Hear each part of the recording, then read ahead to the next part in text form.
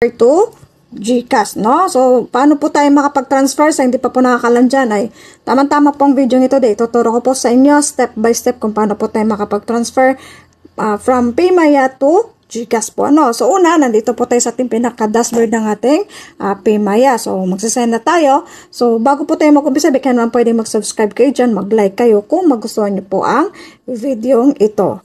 Okay? So, nandito tayo sa pinaka-dashboard ng ating Paymaya. So, ito, nakikita nyo sa akin, meron akong 75 million pesos, no? Joke lang. So, ito, meron tayong 75. So, try natin mag-send ng pera dito. Okay, so, try natin. So, dito, una, bank transfer po tayo. So, click natin si bank transfer. Ayan. Click natin yan.